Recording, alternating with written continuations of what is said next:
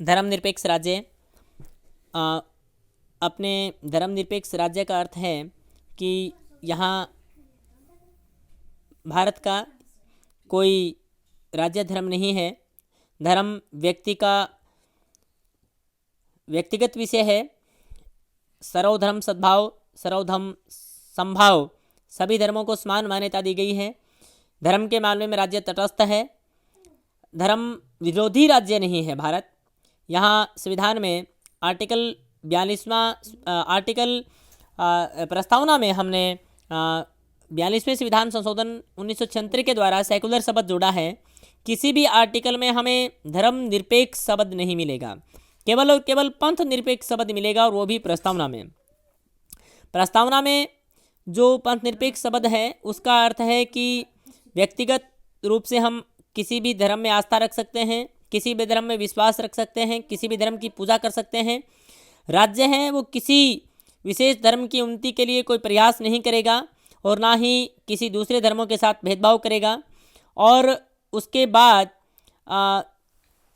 Article जो हमारा 14 है वहाँ भी कानून के समक्ष समानता है, विधि के समक्ष समानता है, और किसी भी व्यक्ति के साथ धर्म, जाति, लिंग, जन्म स्थान इनके आधार पर भेदभाव नहीं किया जाता। आर्टिकल 15, आर्टिकल 16 ये भी हमें सभी को धर्म के आधार पर भेदभाव से वर्जित करते हैं। सार्वजनिक सेवाओं में जो अवसर दिया जाता है वहाँ भी धर्म के आधार पर भेदभाव नहीं किया जाएगा। लेकिन फिर भी आर्टिकल जो 16 है उसमें ये लिखा है कि राज्य चाहे तो धर्म के आधार पर कुछ स्थानों पर नियुक्तियाँ कर सकता है। हर व्यक्ति को आर्टिकल 25 से लेकर के 28 तक, ना केवल भारतीय नागरिक को, विदेशी व्यक्तियों को भी धार्मिक स्वतंत्रता दी गई है। आर्टिकल 25 में आपको पता है हमें धर्म को अपनाने या उसके अनुसार अपनी आस्था, विश्वास, पूजा अर्चना करने का अधिकार दिया गया है। जो कुछ संघ हैं उनको भी अपने धार्मिक कार्यों को प्रबंध का अधिकार दिया गया है। आर्टिकल 27 में किसी व्यक्ति को किसी भी विशेष धर्म की प्रचार प्रसार उन्नति के लिए कर देने के लिए बाध्य नहीं किया जा सकता। और आर्टिकल 28 है उसमें सरकारी शैक्षणिक संस्थाएं हैं जो सरकार द्वारा स्थापित हैं। हम इसका विस्तार से चर्चा करेंगे मौलिक अधिकारों में, मैं शॉर्ट में बता रहा हूँ।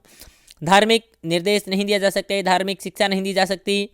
आर्टिकल 30 है वहाँ अल्पसंख्यक वर्ग जो मिनोरिटीज़ हैं, धर्म और भाषा के आधार पर बनने वाले अल्पसंख्यक हैं, उनको अपनी मनपसंद की शिक्षण संस्थाओं की स्थापना का अधिकार दिया गया है। और आर्टिकल 44 जो है उसमें civil code, uniform civil code, समान नागरिक संहिता की बात की गई है। यानी ये अभी लागू नहीं हुआ है, कुछ कहते हैं गोवा में है, लेकिन मैं आपको बता दूं पर्सन आए तो हमें गोवा ही से ही करना है, बाकी भारत के किसी भी राज्य में समान नागरिक संहिता लागू नहीं है। क्योंकि जब समान नागरिक संहिता लागू होगी तो वहाँ हम जो मुस्लिम पर्सनल लॉ हैं वो लागू नहीं कर सकते, जबकि हम मानते हैं कि हर राज्य में जो मुस्लिम लोग होते हैं उनके लिए अलग से उनका मुस्लिम पर्सनल लॉ लागू है। इसलिए हम ये नहीं कह सकते कि गोवा में समान नागरिक संहिता लागू है। हाँ, उसका एक चलन बन गया है कि हम गोवा के अंदर समान नागरिक संहिता की बात करते हैं, बाकी हमें इस सूत्र को सही कर लेना है, बाकी कहीं लागू नहीं है। अपने धर्म निरपेक्षता का जो अवधारणा है वो एक वेस्टर्न कल्चर को देख करके नहीं ली गई है।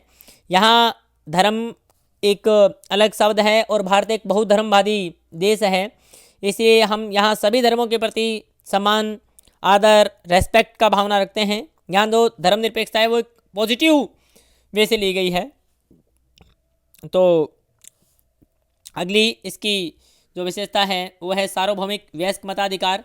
अनुच्छेद 326 326 में हमें सभी को बिना किसी जाति भेदभाव के आधार पर सार्वभौमिक मताधिकार का प्रावधान किया गया है। आपको बता दूं वयस्क मताधिकार देते समय हमारे जो संविधान निर्माता थे उन्हें बड़ी दिक्कत आई, क्योंकि उस समय गरीबी, शिक्षा और बहुत ज़्यादा थी, असमानता थी, गरीबी भी ज़्यादा थी, जनसंख्या भी ज़्यादा थी। तो मताधिकार उसके बाद भी हमने एडल्ट फ्रेंचाइजी को चुना है, सार्वभौमिक वयस्क मताधिकार को चुना है। तो ये एक बहुत ही सराहनीय और साहसिक कदम हम अपनी संविधान सभा का मान सकते हैं। 1989 से पहले जो मतदान की उम्र थी वो 21 वर्ष थी। वो 61वां संविधान संशोधन बहुत बार पूछा गया है। 61 राजीव गांधी की सरकार में 61 संविधान संशोधन 1988 लागू 1989 में हुआ और मतदान की आयु 21 वर्ष से घटाकर 18 वर्ष कर दी गई। इसके बाद यहाँ आपातकाल के प्रावधान भी हैं 3। राष्ट्रीय आपातकाल यानी युद्ध, आक्रमण, सशस्त्र विद्रोह के आधार पर अगर अशांति होती है, लॉ ऑर्डर मेंटेन नहीं होता है, तो आर्टिकल 352 के तहत हम राष्ट्रीय आपातकाल लागू कर सकते हैं। राष्ट्रपति शासन, राज्यों में अगर कॉन्स्टिट्यूशनल सिस्टम, संवैधानिक तंत्र असफल हो जाता है या राज्य केंद्र के निर्देशों की पालना में असफल हो जाता है, तो आर्टिकल 365 के तहत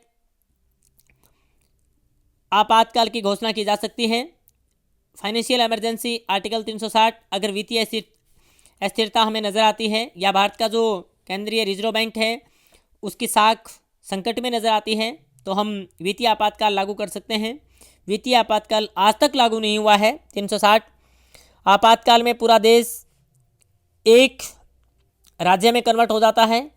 सारी सत्ता की चाबी बागडोर सेंट्रल गवर्नमेंट के हाथों में होती है और संसद ही पूरे भारत की एक विधायिका होती है।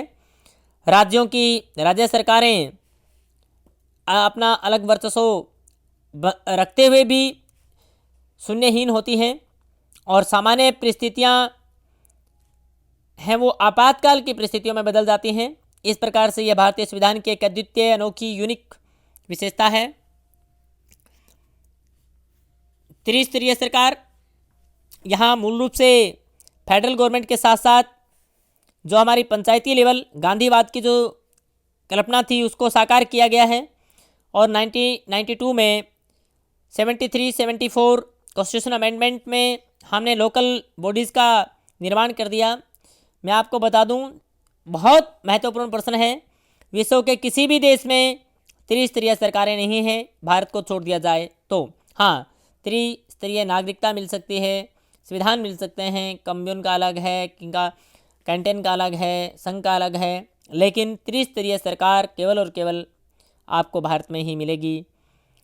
सहकारी समितियाँ 57वां संविधान संशोधन 2011 में हुआ, उससे 2 आर्टिकल हमारे प्रभावित हुए, एक 19 गए और एक 43 खे, और हमने एक नया भाग संविधान में जोड़ा 9B और उसमें आर्टिकल 243 जेड से जेड टी तक जोड़ करके हमने कोऑपरेटिव सोसाइटीज़ का स्थापना की, सहकारी समितियों की स्थापना की और देश भर में लोकतांत्रिक, व्यावसायिक और आर्थिक मजबूती के साथ सहकारी समितियों की स्थापना के लिए संवैधानिक प्रयास किए।